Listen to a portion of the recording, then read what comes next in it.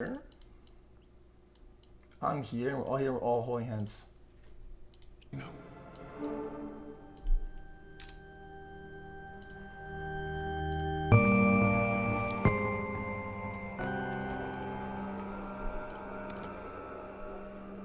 Right about here, in Dallas, Texas, American President John F. Kennedy was assassinated on November 22nd, 1963. The accused assassin was a man named Lee Harvey Oswald.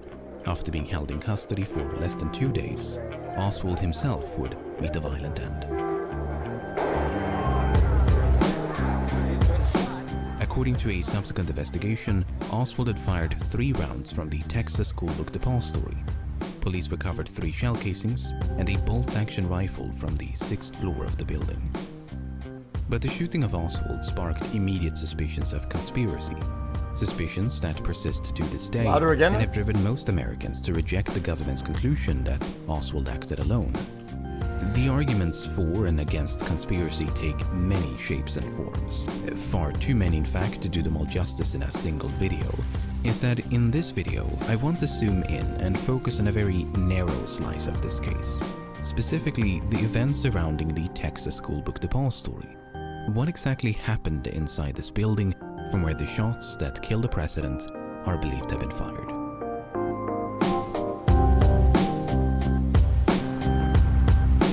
Kennedy assassination.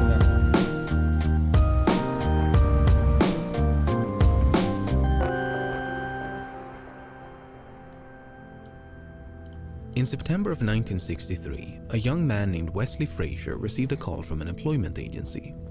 There was a potential job opening at the Texas schoolbook Depository.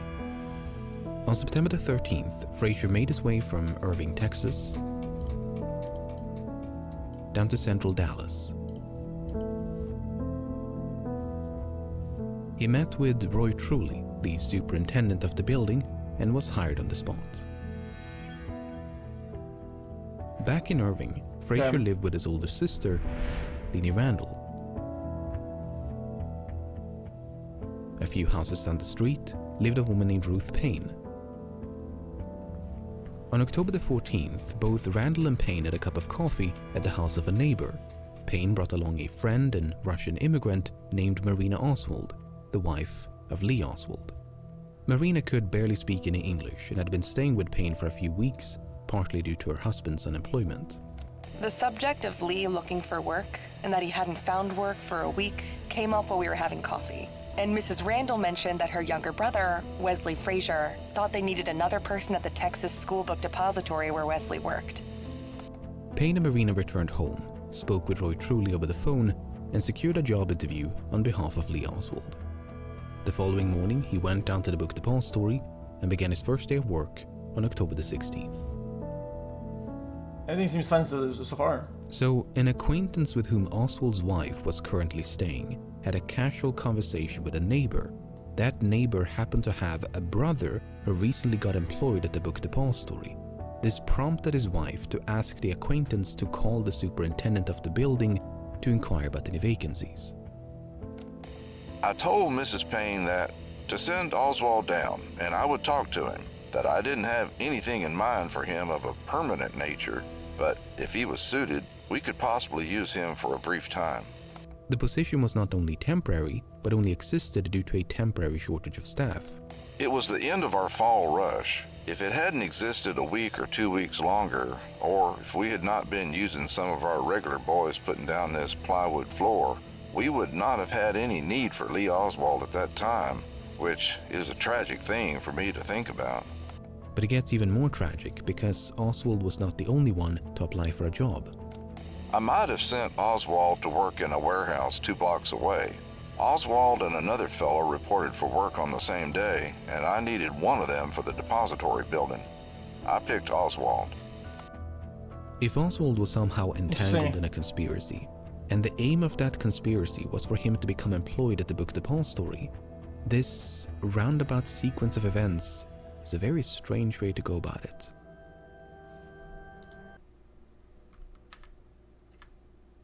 The aim of the conspiracy was for him to become employed. Okay. Of events is a very strange way to go about it. Okay, true, yeah, makes sense.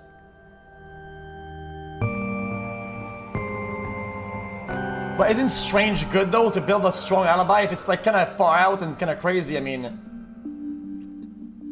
as the name implies, the Texas Schoolbook Depository was in the business of selling books. For $1.25 an hour, Oswald's job was to prepare the books for shipping. He did so by filling out forms and transporting cartons of books between the upper floors and the first. The building had 3 elevators, 2 staircases, and was 7 stories tall. In the northwest corner, 1 stairway and 2 freight elevators provided access to all 7 floors. A small passenger elevator near the front entrance stopped at level 4, while stories 1 and 2 were connected by a second flight of stairs. Lacking a driver's license, Oswald relied on Wesley Frazier to carpool between Irving and Dallas every Friday evening and Monday morning. He spent workdays at a rooming house in Dallas while spending the weekends with his wife and daughters in Irving. But on Thursday morning, November the 21st, the day before the assassination, Oswald decided to deviate from this routine. I was standing there on the first floor getting the orders in, and Lee said, "Could I ride home with you this afternoon?" And I said, "Sure, like I told you. You can go home with me anytime you want to. Like I say, anytime you want to go see your wife, that is all right with me." Lee had never gone home in the middle of the week before, so I asked him why, and he stated that he was going home to get some curtain rods for his apartment. I asked if he was going home on Friday as well, and he said no. Frazier drove Oswald back to Irving, where he arrived unannounced at the household of Ruth Payne. Both Payne and Marina were surprised to see Oswald on a Thursday. They assumed he'd come to make amends with Marina due to an argument they had had a few days before. Did your husband give any reason for coming home on Thursday? He said that he was lonely because he hadn't come the preceding weekend, and he wanted to make his peace with me. Was anything said about curtain rods or his taking curtain rods to town the following day? No, I didn't have any. He didn't say anything like that? No. The next day, Oswald said goodbye to his wife and left the Payne residence about 7:15. I mean, maybe I missed the point, but that just devil's advocate. You could say that he's doing that because he didn't want to tell the other guy that he had an argument and say that he's going back to fucking fix the argument or whatever the fuck, right? And he just came up with this fucking rod thing. In the bedroom, he left behind his wedding ring. Oswald was next seen walking down the street by Lenny Randall, carrying a package. He was soon joined by Frazier, and the two of them took a seat in his car to begin their commute. When you got in the car, did you say anything to Oswald, or did he say anything to you? I noticed there was a package lying on the back seat. I didn't pay too much attention, and I said, "What's the package, Lee?" And he said, "Curtain rods." And I said, "Oh yes, you told me you were going to bring some today." Not only was Oswald carrying a large package, but he'd forgotten to bring a lunch bag. When he rode with me, I say he always brought lunch, except that one day on November 22nd. He didn't bring his lunch that day. Right when I got in the car, I asked him where was his lunch, and he said he was going to buy his lunch that day. They arrived in Dallas a few minutes before 8 o'clock. Typically, they would walk together from the parking lot to the book depository. They're observing But them. on this particular Friday, Oswald grabbed his curtain rods and rushed ahead into the building.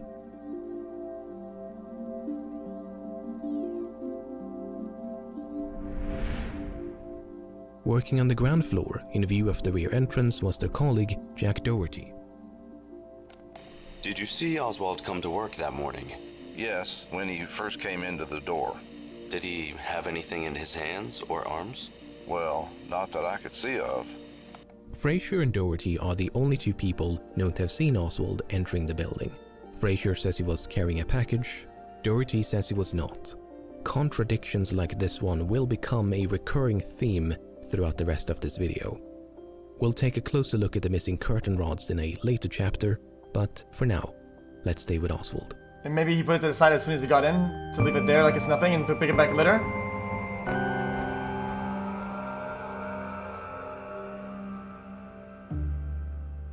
As the morning progressed, Oswald was seen working as normal.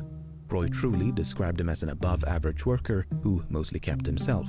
In fact, he was a bit of a mystery to his colleagues. On the way back and forth between Irving and Dallas, did you talk very much to each other? No, sir, not very much. He was one of these types that just didn't talk.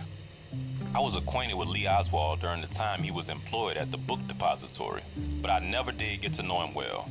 He did not mix with the other employees and did not appear to want to make friends with me or any of the others. Did you ever speak to Oswald? Yes, sir. Did he ever speak to you? No, sir. He never replied to you. No, sir. Would you say he was unfriendly? Yes, sir, I would. But there were exceptions to his reticence, and one of them occurred on this Friday morning. James Jarman was working on the ground floor when he observed Oswald staring at the window facing Elm Street. Oswald was standing up in the window, and I went to the window also, and he asked me, what were people gathering around the corner for?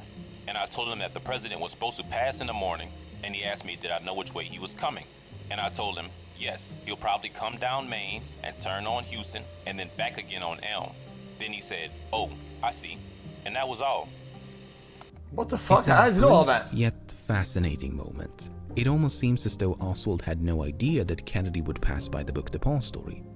This was indeed the case for some of his colleagues. Jarman himself had only been made aware of the fact shortly before he spoke with Oswald.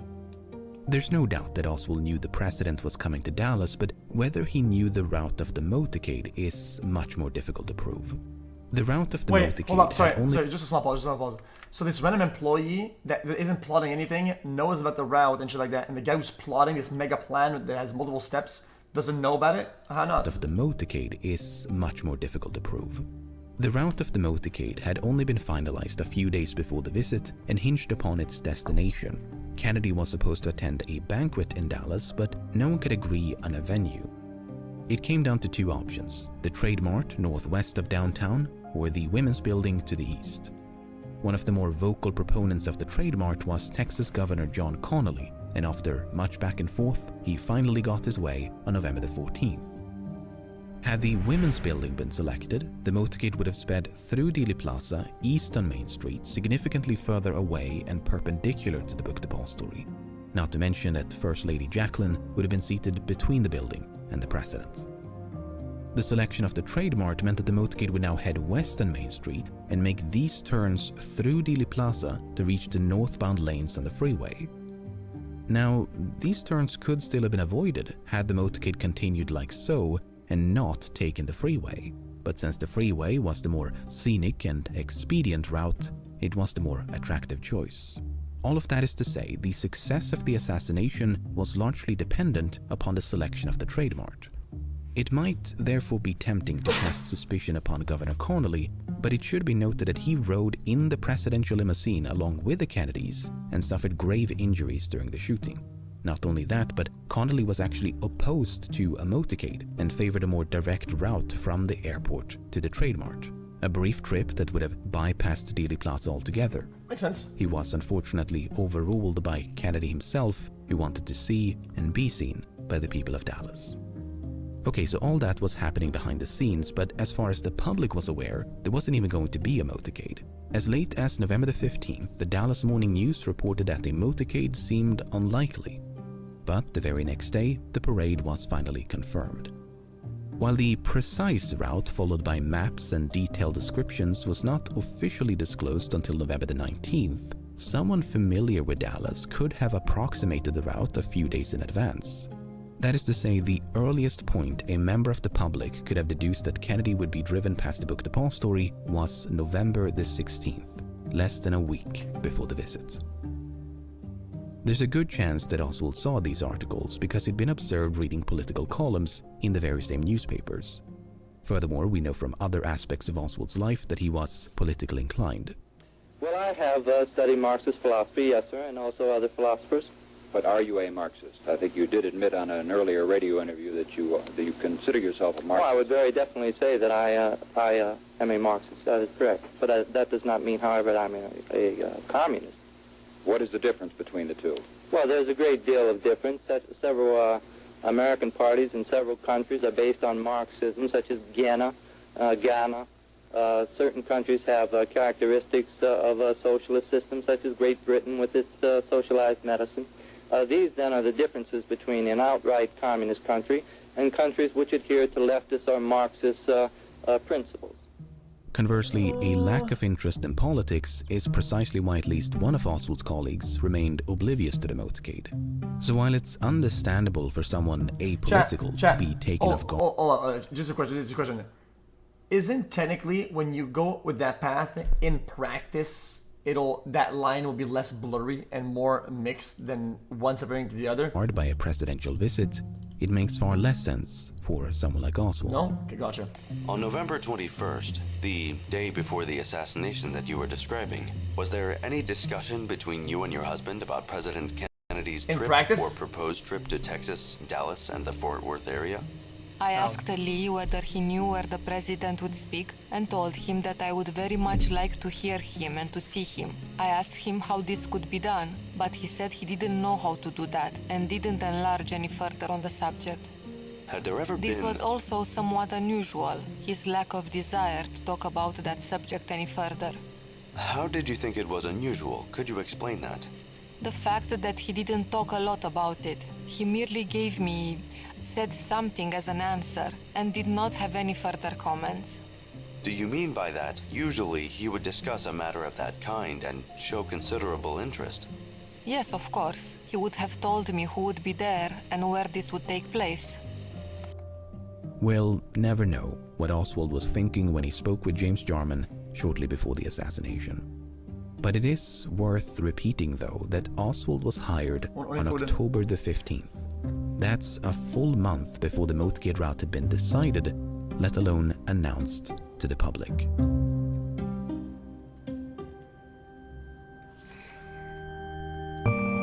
That's tough. It's a good video. It's a good topic too, I think. I mean, these are pretty big separate events. On the morning of November the 22nd, a handful of employees had been assigned to install a new plywood floor on the 6th floor of the book depository. Every once in a while, they would catch a glimpse of Oswald. I saw Lee Oswald shortly before lunchtime. He was by himself with a piece of paper in his hand. I had nothing to say to him, but some of the other male employees teased him and told him he ought to go get a haircut. Lee Oswald just laughed at this remark. Shortly before noon, it was time for lunch. For a bit of fun, they decided to race the 2 elevators down to ground level. As they began descending, they observed Oswald now standing on the 5th floor. He shouted for them to stop or to close the gate to the elevator upon reaching the 1st floor. Charles Givens then realized he'd forgotten his jacket and cigarettes up on the 6th floor.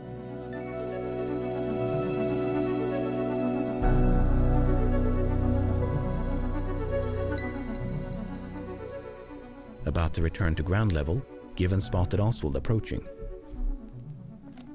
Lee was coming from the window up front where the shots were fired from. Did you watch where he walked to?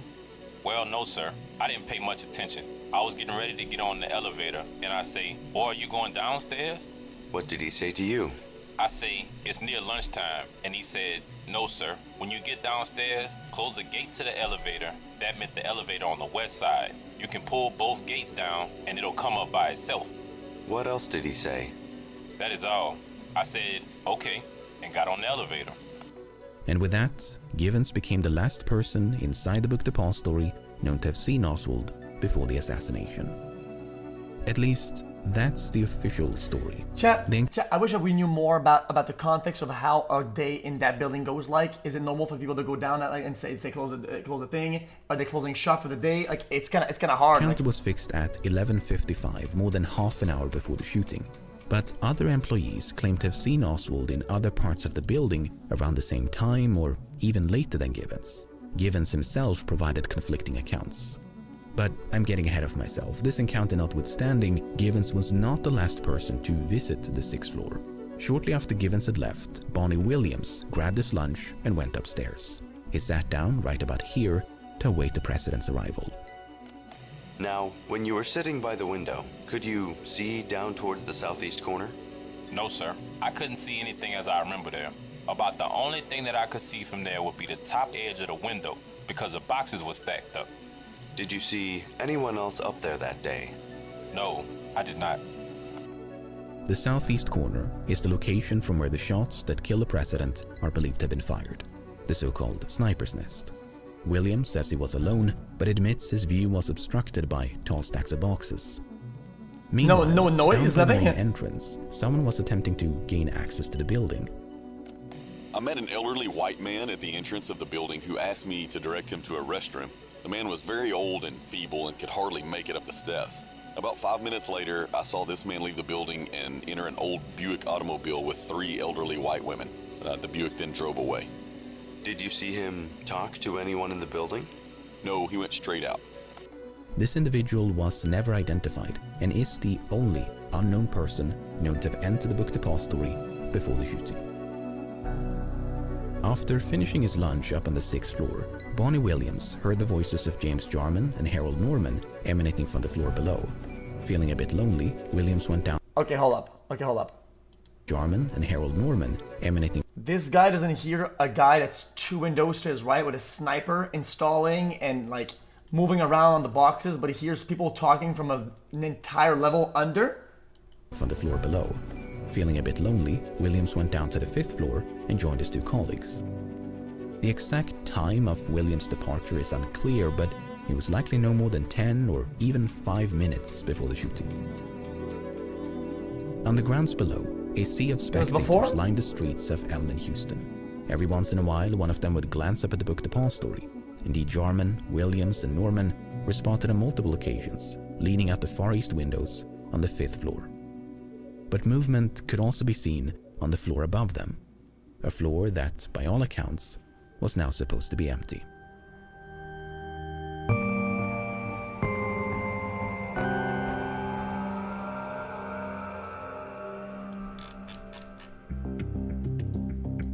Awaiting the motorcade by the east curb of Houston was a young, newlywed couple named Arnold and Barbara Rowland.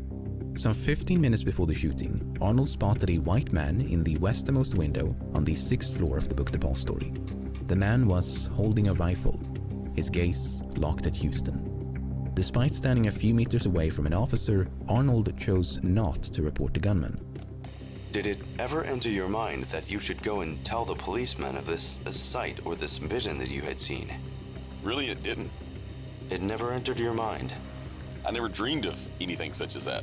I mean, I must honestly say, my opinion was based on movies I have seen, on the attempted assassination of Theodore Roosevelt, and the other one, Franklin Roosevelt. And both of these had Secret Service men up in windows or on top of the buildings with rifles. And this is how my opinion was based, and why it didn't alarm me. Perhaps if I'd been older and had more experience in life, I gotta pause one more time. it different. Even though it's a good point, I still think sometimes when something that is a little bit extraordinary in life, you talk about it with whoever you're with. If you see somebody with a gun or a rifle out of anybody in the street or in the building, somebody with a rifle, it can be a topic of conversation that you have with somebody next to you. You say, oh yeah, I spoke about that, and then we spoke about it. Not talking about it or even mentioning it, I think it's kind of, I don't know. This is my thoughts. Do you ever have reoccurring dreams, sir? What? Do you ever have reoccurring dreams? Yes. This is a reoccurring dream of mine, sir. All the time. What if I told someone about it? I knew about it enough in advance, and perhaps it could have been prevented. I mean, this is something which shakes me up at times.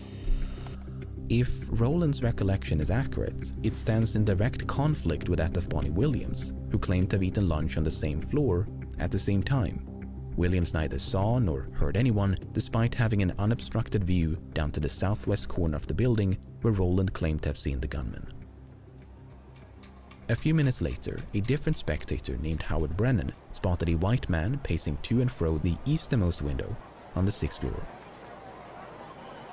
At 12:30, the presidential limousine emerged from behind a building and began driving north on Houston. As the car made a sharp left turn at Elm, a high school student named Amos Ewens glanced up at the book depository and caught sight of a protruding metal rod.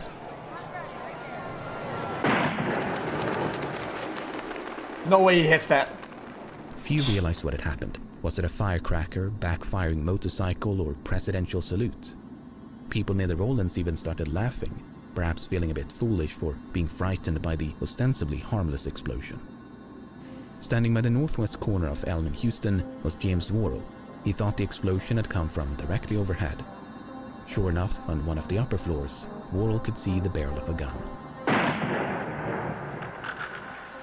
At that moment, a second explosion echoed through Dealey Plaza. Worrell and Ewens witnessed the recoil and muzzle flash of the rifle in concurrence with the sound. Brennan had yet to realize what was happening. He thought a firecracker had been thrown from the book Depository. He looked up and the man he'd seen pacing only minutes before was now aiming down the sights of a rifle. It's not known for sure, but it is believed that President Kennedy has been shot. President Kennedy and Texas Governor John Connally shot by an assassin today in Dallas, Texas. No, that shot is insane. Brennan could only recall hearing 2 shots, but his... Chat, guns aren't like movies. That shot is fucking insane. I get it, people shoot fucking pigeons and what. It's a good fucking shot, dude. Testimony implies he might have heard 3. He confusingly said he saw the gunman fire the last shot, yet denied seeing the discharge of the rifle. Wait, say one more time? Sorry. What? Yet denied seeing the discharge of the rifle. In the immediate aftermath of the shooting, the rifle was seen by a handful of witnesses as the gunman cautiously withdrew from the window. The rifle, or what looked like a rifle, was drawn fairly slowly back into the building, and I saw no one in the window with it. I didn't even see a form in the window. I could see his hand, you know, the rifle laying across his hand, and I could see his hand sticking out on the trigger part. After he got through, he just pulled it back in the window. He drew the gun back from the window, as though he was drawing it back to his side, and maybe paused for another second, as though to assure himself that he hit his mark, and then he disappeared. Neither Ewens nor Worrell saw the face of the gunman and could thus offer little to no information regarding his appearance. Arnold was quite some distance away, yet furnished a basic description of the man he'd seen about a quarter of an hour before the shooting. A description that was quite similar to the one provided by Brennan, who got the best look at the gunman. Taken together, okay, this is a build of like the average percent of the time. These accounts paint a picture of an assassin on the 6th floor of the book Depository, taking aim with a rifle and firing at the president from the sniper's nest. But other accounts leave room for a bit of doubt. It's still important.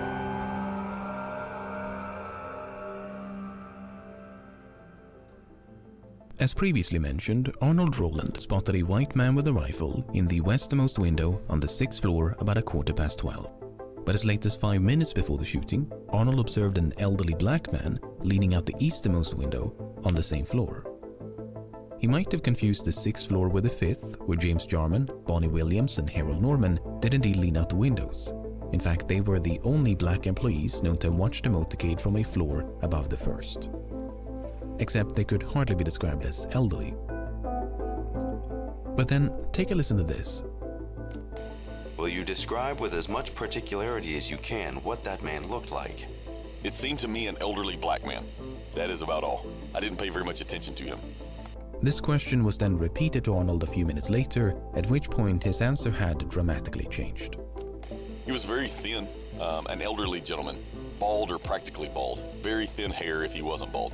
Had on a plaid shirt, I think it was red and green. Very bright color, that is why I remember it. Can you give us an estimate as to age? 50, possibly 55 or 60. Can you give us an estimate as to height? Bro. 5'10", in that neighborhood. He was very slender, very thin. Chat, what was the color of the 2 black dudes in this frame before? What was the color of their shirts? Say it. Say it.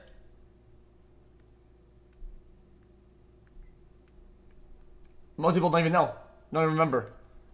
It's hard. It's hard to remember. Like when you're not paying attention to details and you're not giving it a task usually, it's hard to remember that shit, man. Can you give us a more definite description as to complexion? Very dark or fairly dark. Not real dark compared to some black men, but fairly dark. Seemed like his face was either, I can't recall detail, but it was either very wrinkled or marked in some way. So, in the span of a few minutes, Arnold went from "I didn't pay very much attention" to describing the man's complexion, hair, clothing, age, height, build, and even the blemishes on his face. Sometimes some people are prone to exaggerate more than others, and without in any way meaning to take away from the testimony of your husband as to what he saw in the building at the time, just from your general experience, do you feel you can rely on everything that your husband says? I don't feel that I can rely on everything anybody says. Well, this is really an unfair question for me to ask any wife about her husband, and I am not asking it very correctly, but... At times, my husband is prone to exaggerate. Does that answer it? I think it does. Is there anything else you want to add to that, or not? Usually, his exaggerations are not concerned with anything other than himself. They're usually to boost his ego. They usually say that he is really smarter than he is. So just a man then. Than he is. Something like that. That's every leading as dude. that line of questioning was, Barbara was not alone in doubting her husband's credibility. Officials at 2 separate high schools attended by Arnold explicitly warned authorities not to trust everything he says. He was characterized as someone who would not hesitate to fabricate a story and not tell the truth regarding any matter. Indeed, Roland lied or exaggerated on multiple occasions when he testified. Another witness who claimed to have seen a gunman in the book Depository was Carolyn Walter. Shortly before the arrival of the motorcade, Walter had seen a man with blonde or light brown hair in one of these windows on the 4th or 5th floor. She explicitly ruled out the 6th. It should be noted, however, that during the shooting, this window was closed with the blinds down, while this one, as you already know, was occupied by Bonnie Williams and Harold Norman. Oh, it makes sense. In any case, the light-haired man seen by Walter was holding a machine gun, and standing beside him was another man wearing a brown suit. Much like Arnold Roland, Walter assumed the gunman was a presidential guard and refrained from telling the police. In fact, there's no evidence she told anyone of what she'd seen, not even the colleague with whom she watched the motorcade. In Walter's defense, 2 other witnesses recalled seeing a man with light or light brown hair on the 5th or 6th floor, except they never saw a weapon nor an accomplice. Disagreements regarding the floors were at least in part due to the ground floor lacking visible windows. Hold up. There's just one pause. It's hard to visualize this without knowing what the windows are like, where the sun is at, what kind of light reflection you're looking at, the angle. This is how do you know all this it was matters. The 6th floor rather than the 5th floor? I went with the FBI and I showed them the window, and I didn't count the bottom floor. You mean the first time you gave a statement, you didn't count the bottom floor? That's right. Another source of confusion was the distinct visual difference between the 7th floor and the ones below. When you first glance at the building, you're thrown off a little as to the floors because there's a ridge. It almost looks like a structure added onto the top of the building, about 1 story above, so you have to recount. Not only that, but multiple witnesses described the 6th floor as the 2nd floor from the top. But in the chaos that ensued, it seems the tail end of that sentence was not always recorded.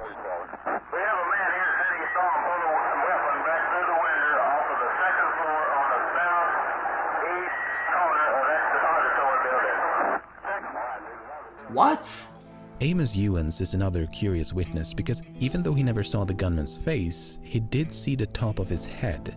Somehow. What did you see in the building? I saw a bald spot on this man's head.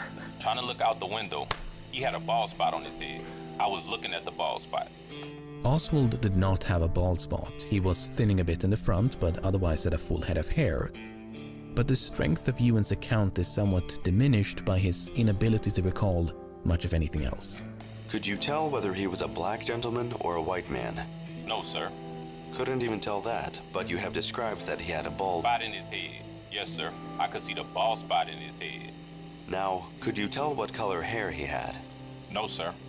Could you tell whether his hair was dark or light? No, sir. Long after the assassination, 15 years to be precise, a journalist working for the Dallas Sounds more credible than the other guys, to be tracked down a honest. man named Johnny Powell. Powell had supposedly seen 2 men fiddling with a scope on a rifle in the sniper's nest.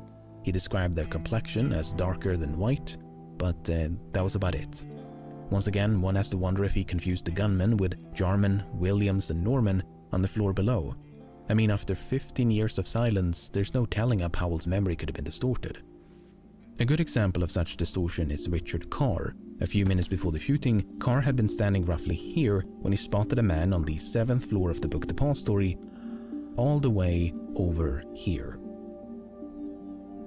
The man was white and wore a hat, glasses, and sport coat. In the immediate aftermath of the shooting, Carr returned to ground level and caught sight of what he believed to be the same man now trotting south on Houston. He made a left turn right about here before being picked up by a station wagon.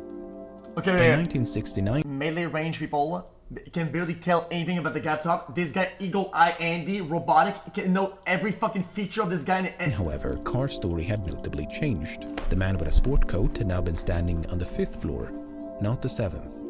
After the shooting, Mr. Sportcoat had emerged from behind the book depository, accompanied by 2 other men. They too had been picked up by a separate station wagon before speeding away. It's unclear how Carr is supposed to have seen all of this, considering what he told the FBI back in '64.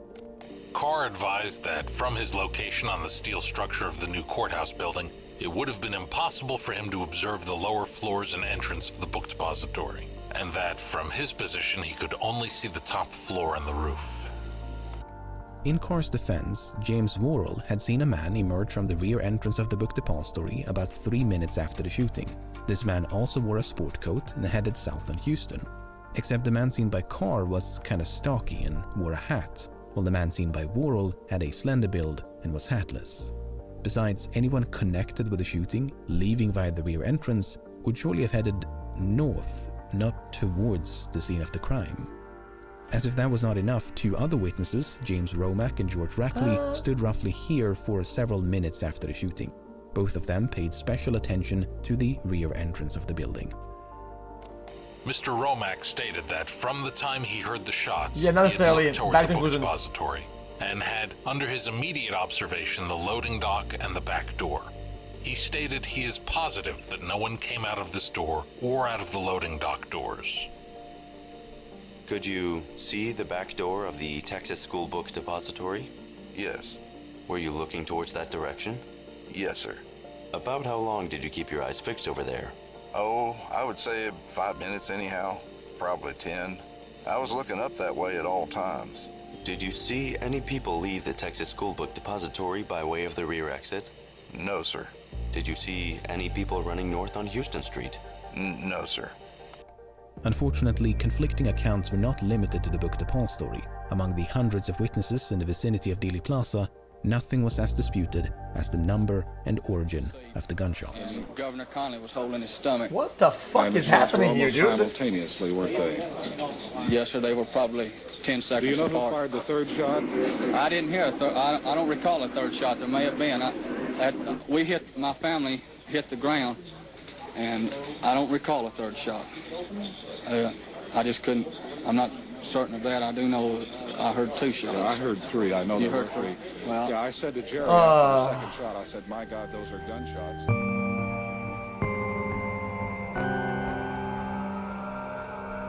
It's also hard, because I'm pretty sure if you fire a shot from that position, you're gonna have echo on the other buildings and sound, and some will echo. Literally, echo might make you think it's 2 shots. No. No one knows exactly how many spectators were in or near Dealey Plaza at the time of the assassination. Well over 200 were at some point questioned by a combination of authorities, journalists, and others. Attempts have been made to consolidate the various accounts, and it's clear from all such attempts that the majority of witnesses heard 3 shots. What's a bit less clear is the source of the explosions. The gunman was either placed in the vicinity of the book depository, marked here in red, or an area west of the building, marked in green, known as the grassy knoll. But attempts to assess direction of gunman based on earnest testimony. Oh man, back in the days, there's something in the water. Everybody's on fucking drugs. I'm over it, dude. This is already stupid enough. This is just brain dead shit, man. As you can see from these pie charts, the assessment of ear witness testimony is highly susceptible to bias. It's a surprisingly subjective exercise that can lead to widely different results. Nevertheless, there were a substantial number of witnesses who pointed to the grassy knoll located roughly here, and many of them were scattered throughout the plaza. To give you some examples, August Campbell was standing near the front entrance of the book depository, yet believed the shots had come from the grassy knoll. Meanwhile, Marilyn Sitzman was standing on the grassy knoll, yet believed the shots had come from the book depository. Standing beside Campbell was a woman named Geraldine Reed, who believed the shots had come from the book depository. Standing by the curb in front of Sitzman was William Newman, who believed the shots had come from the grassy knoll. Oh, it's one might therefore conclude that there must have been 2 assassins, one in the book depository and one on the grassy knoll. Indeed, countless authors and even a congressional investigation have done precisely that. Now, the scope of this video is not nearly exhaustive enough for me to attempt any conclusions regarding a second gunman, but I do want to leave you with this. You might have seen these unlabeled blue slices before. Well, that's how many witnesses heard gunshots coming from multiple directions. That is to say, next to no one did. All the shots came either from the east or west, not both. Wait, chat, this is actually really, really interesting. Holy shit, holy fuck. Chat, I want to be a nerd about this. Multiple directions. Based on witness testimony. Okay, makes sense. From the east or west, not both. I know how to read graphs. Mr. Campbell believed the noise came from away from the book depository. This illusion, he explained, may have been due to the sound bouncing off the building and other objects in the vicinity. August Campbell was far from alone in being deceived by the pronounced echoes of the gunshots. Where did the noises or shots sound to you like they came from? It was hard to tell because they had an echo, you know. There was actually 2 explosions with each one. There was the shot and then the echo from it, so it was hard to tell. There was too much reverberation. There was an echo which gave me a sound all over. In other words, that square is it had a sound all over. Yeah. The sounds came either from up against the school depository building or near the mouth of the triple underpass. I had worked in this watchtower for some 10 or 12 years and was there during the time they were renovating the school depository building, and had noticed at that time the similarity of sounds occurring in either of those 2 locations. There's a reverberation which takes place from either location. This auditory illusion was not a fluke. Not only did the buildings surrounding Dealey Plaza act as an echo chamber, but even experienced hunters can struggle to pinpoint the number and origin of gunshots by sound alone. Okay. Here's a quote from a book on that very topic published a few years before the assassination. Little credence should be put in what anyone says about a shot or even the number of shots. These things coming upon a person suddenly are generally extremely inaccurately recorded in their memory. One of the authors asked one deer hunter last fall how many shots another hunter less than 100 yards away had fired. The answer was 5. Actually, only 2 shots were fired. Employees in the book Depository were no less confused about the gunshots than the spectators outside. To give you some examples, on the first floor, Eddie Piper heard 3 shots that appeared to come from inside the building. On the third floor, Edna Case and Sandra Ellison heard nothing. Meanwhile, Stephen Wilson on the same floor heard 3 shots, came from the west. What? On the fourth floor, Elsie Dorman, multiple shots came from this building across the street. Victoria Adams, 3 shots from the west. Mary Hollis, 3 shots inside the building. But what if we were to simulate this and to redo it, the same positions, and shoot from the same spots, and have people at the same positions, and see what they hear, and if it matches? Some employees not only heard the shots, but could literally feel the explosions shake the building. It's complicated. Could you tell where the shots were coming from? Yes, sir. They came from inside the building. How do you know that? Because the building vibrated from the result of the explosion coming in. Did you know they were shots at the time? Yes, sir. They sounded almost like cannon shots. They were so terrific.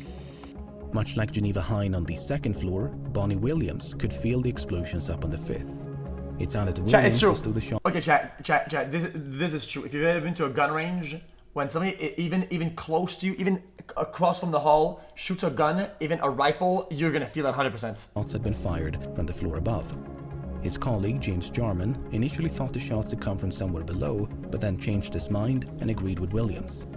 Harold Norman, meanwhile, heard far more than gunshots. Just after the president passed by, I heard a shot. And several seconds later, I heard 2 more shots.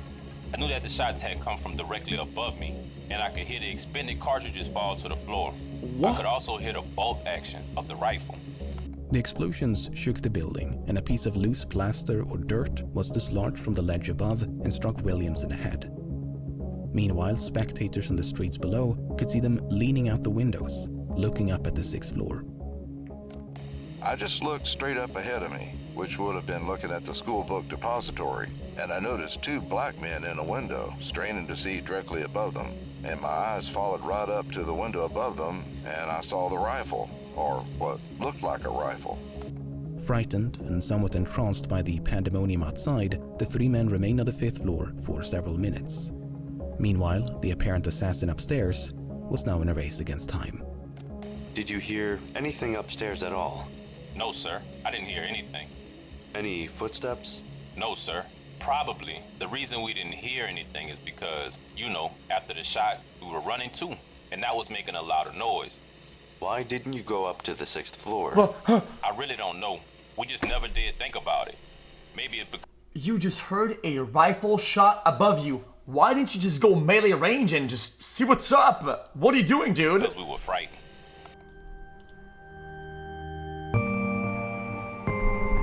Why didn't you go PvP, man?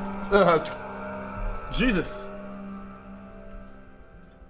When the shooting began, motorcycle policeman Marion Baker had just made a right turn from Main Street to Houston.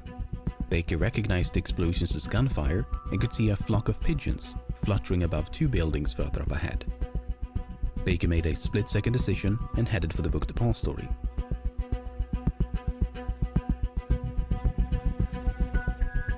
Once inside, he was greeted by Roy Truly. Truly directed Baker to the elevators, but neither was available.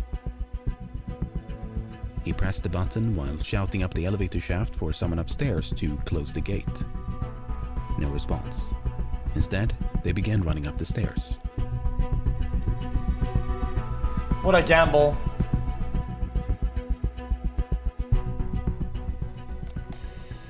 As I came out to the 2nd floor there, Mr. Truly was ahead of me, and as I come out, I was kind of scanning, you know, the rooms, and I caught a glimpse of this man walking away from this. I happened to see him through this window in this door. I don't know how come I saw him, but I had a glimpse of him coming down there. Where was he coming from, do you know? No, sir. All I seen of him was a glimpse of him go away from me. What did you do? I hollered at him at that time and said, "Come here." He turned and walked right straight back to me. What did you say to him? I didn't get anything out of him. Mr. Truly had come up to my side here, and I turned to Mr. Truly and I says, "Do you know this man? Does he work here?" And he said, "Yes." And I turned immediately and went on out up the stairs. The man whom Baker and Truly encountered in the 2nd floor lunchroom was none other than Lee Harvey Oswald. What? The encounter was brief, lasting no more than 30 seconds. Oswald appeared calm and failed to evoke suspicion, so Truly and Baker left him in the lunchroom and proceeded up the stairs. They spent some time searching the roof, but there was no assassin to be found. Down by the main entrance, Geraldine Reed was still trying to process what had just occurred. She decided to return to her office on the 2nd floor of the building. Here, about 2 minutes after the shooting, Reed became the last known person to have seen Oswald inside the book depository. I kept walking and I looked up and Oswald was coming in the back door of the office. I met him by the time I passed my desk by several feet, and I told him, I said, "Oh, the president has been shot, but maybe they didn't hit him." He mumbled something to me. I kept walking. He did too. I didn't pay any attention to what he said because I had no thoughts of him having any connection with the shooting at all, because he was very calm. Oswald is then presumed to have taken the front stairs and, on his way out the main entrance, encountered someone looking for a phone. There are at least 2 candidates for who this person might have been, but Oswald seems to have pointed out the phone inside the building before blending into the chaos outside. He was next observed Question: boarding a bus. Do police not have radios at the time? They can radio in or ask for help or backup or whatever. They went in alone and didn't detain anybody or tell anybody to cover the doors or the exits or whatever. I don't get it. A few blocks east of now. They did have radios, so I don't know. What the fuck is this guy doing? Just letting people leave the building?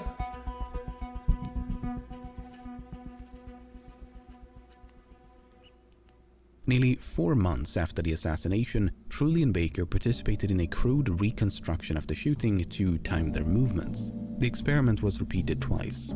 On the first attempt, it took them 1 minute and 30 seconds to reach the 2nd floor lunchroom. Then, 1 minute and 15 seconds. These time trials were primarily conducted to determine whether Oswald could have fired the shots from the 6th floor and still made it down to the 2nd in time for his encounter with Truly and Baker. After all, if there wasn't enough time, Oswald could not have been the assassin. A bunch of different routes were tested, and while Oswald could theoretically have taken one of the elevators or even the fire escape, in practice there wasn't enough time. You do not think the assassin used any of the elevators at any time to get from the 6th to the 2nd floor? You mean after the shooting? Better than vehicles, no, yeah. sir. He just could not, because those elevators, I saw myself, were both on the 5th floor.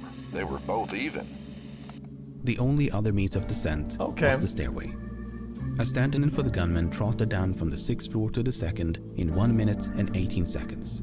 Then, at a slightly faster pace, in 1 minute and 14 seconds. There was just enough time. It's therefore possible that Oswald stopped on the 2nd floor, perhaps upon hearing Truly shouting up the elevator shaft, and attempted to hide in the lunchroom mere seconds ahead of Truly and Baker's arrival. But it's not quite that simple, because Oswald was not the only person using the stairway to escape the building.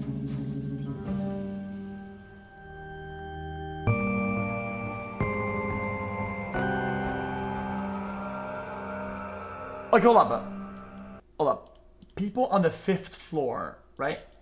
Could they not maybe hear audio from the person rushing down from the 6th floor? Even though they're next to the window, maybe they could hear staircase noises or whatever? Like, you could As previously possibly hear some audio. Adams watched the motorcade from an office on the 4th floor of the Book Depository. Within 30 seconds of the shooting, Adams ran down the stairs to the 1st floor along with her colleague, Sandra Stiles. When you got to the bottom of the 1st floor, did you see anyone there as you entered the 1st floor from the stairway? Yes, sir. Who did you see? Mr. William Shelley and Billy Lovelady. Now, what did you do after you encountered Mr. Shelley and Mr. Lovelady? I said I believed the president was shot. Do you remember what they said? Nothing. Then what did you do? I proceeded out to the Houston Street dock. There are two significant problems with Adams' account. The first being that she and Stiles supposedly left the 4th floor within 30 seconds of the shooting and then ran down the stairs to the 1st. This would place them in approximate sync with Oswald, descending from the 6th floor to the 2nd. Now, as you were running down the stairs, did you encounter anyone? Not during the actual running down the stairs. No, sir. Did you hear anyone using the stairs? No, sir. But okay, perhaps Oswald was a few flights above and his footsteps were drowned out by their own. This would mean that Stiles and Adams left the 4th floor mere seconds ahead of Oswald's arrival, reached the ground floor mere seconds ahead of Roy Truly and Marion Baker's ascent, before encountering William Shelley and Billy Lovelady right about here. But this is when problem number 2 makes an entrance. When the president was shot, Shelley and Lovelady stood on the front steps of the Book Depository. They spent several minutes roaming about outside before returning to the building. And that's the problem. How did Stiles and Adams encounter Shelley and Lovelady within seconds of the shooting if it took them several minutes to return to the building? Who did you see on the 1st floor after returning to the Book Depository? I saw a girl, but I wouldn't swear to it. It's Vicky. What is her full name? I wouldn't know. Vicky Adams? I believe so. Would you say it was Vicky you saw? I couldn't swear. Where was the girl? I don't remember what place she was, but I remember seeing a girl and she was talking to Shelley or saw Shelley or something. Shelley could recall no such incident. Presuming that Lovelady was correct and Shelley had a lapse of memory, it's possible their encounter with Stiles and Adams occurred minutes rather than seconds after the shooting.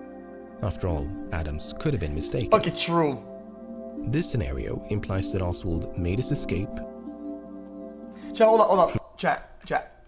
I don't really blame them. I feel like when something big happens, seconds to minutes are like condensed. It's really hard to tell. This scenario implies that Oswald made his escape.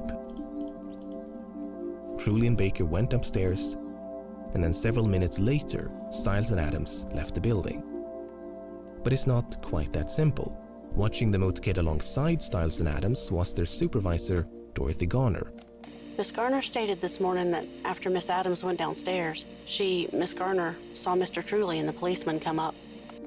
Not only does this account corroborate that of Adams, meaning they left within seconds, not minutes, but it implies that Garner was in a position to observe the stairway from somewhere on the 4th floor.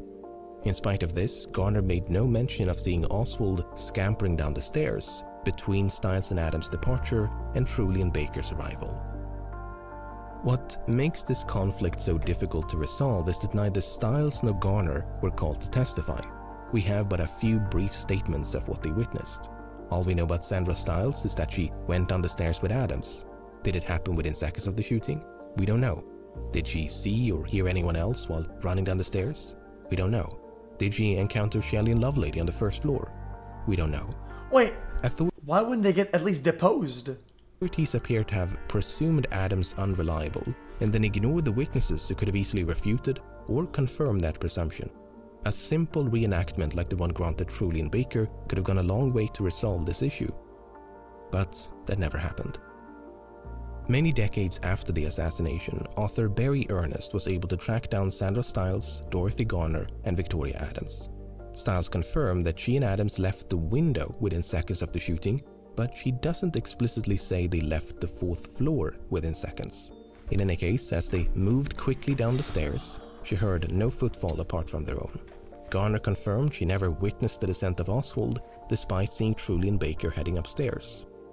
Adams went a bit further and accused investigators of tampering with their testimony. I'm beginning to wonder if the Shelley and Lovelady encounter was inserted into my testimony later. I remember saying to a fairly big black man inside the building, right near the loading dock, right after I got down the stairs, that I thought the president may have been shot. Sandra Stiles apparently told Ernest something similar. A few people were milling around on the first floor. One was a black man. Shelley and Lovelady were definitely not on the first floor when we got there. The only black employees who could have possibly made it to the rear stairway in time were Carl Jones, Roy Lewis, Eddie Piper, and Troy West. What you see here are their approximate positions at the time of the shooting, but during the seconds and minutes that followed, only Piper is known to have paid any attention to the stairs in the back. As soon as the shooting began, Piper crossed the first floor to get a better view of a clock. He remained in roughly this location until he observed Truly and Baker running up the stairs. Okay, wait. Let's run back. This guy hears a gunshot and goes to the clock? This location, Piper crossed the first floor to get a better view of a clock. He remained in roughly this location until he observed Truly and Baker running up the stairs. Okay. Had anybody come down the steps before Truly and Baker went up the steps? No, sir. Did Vicky Adams come down before Well, Truly he's and bald Baker and went elder. up the steps? No, sir. No, sir. She didn't do it. Remember James Romack and George Rackley?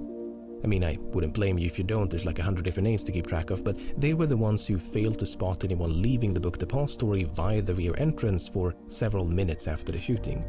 Well, the thing is, according to both Stiles and Adams, they left the book depository via the rear entrance upon reaching the first floor. So if Romack and Rackley are to be believed, then once again, the descent of Stiles and Adams must have taken place minutes rather than seconds after the shooting. Not only that, but when Sandra Stiles was contacted by another researcher, she apparently expressed great uncertainty regarding the stairwell descent and thought it might in fact have occurred a couple of minutes after the shooting. Yep, that's pretty common. I don't know what to make of all this. The conspiracy crowd will, of course, amplify the more suspicious elements, while those who support the official narrative will focus on that which discredits Adams. But ultimately, we don't know the exact timeline of events. I think what's super important here, dude, is the shape of the staircase. And that sounds like not a big deal. The way that sound travels in a big flight of stairs with a big middle portion, like in schools, and this is completely different. It makes sense that if you miss a timing, you fucking miss a timing. It's difficult as Adams, but ultimately we don't know the exact timeline of events. It's difficult enough to pin down the minute-by-minute chronology. Once you get down to seconds, there's a lot of guesswork at play. The time trials by Truly and Baker gives us a rough estimate, but that's not cast in stone. They could have easily been a bit faster, a bit slower. So too could have Shelley, Lovelady, Garner, Stiles, Adams, and Oswald. Would you say that the reconstruction that we did on March the 20th was a minimum or a maximum time? Oh, I would say that would be the minimum time. We did everything that I did that day, and this would be the minimum time, because I'm sure that it took me a little longer. I must also mention that we don't know much about the layout of the 4th floor beyond this crude schematic. If the other floors are any indication, much of this space was occupied by bookshelves and tall stacks of boxes. This is significant because Dorothy Garner never actually saw Stiles and Adams enter the stairway. She only heard footsteps of what she presumed to be them running down the stairs.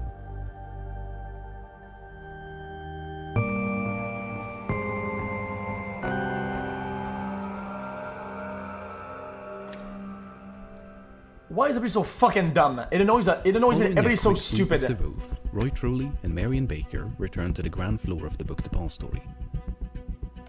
What did you do when you got back to the first floor? Or what did you see?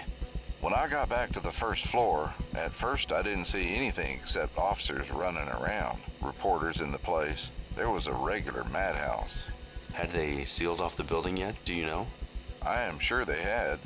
Then what? Then, in a few minutes, it could have been moments or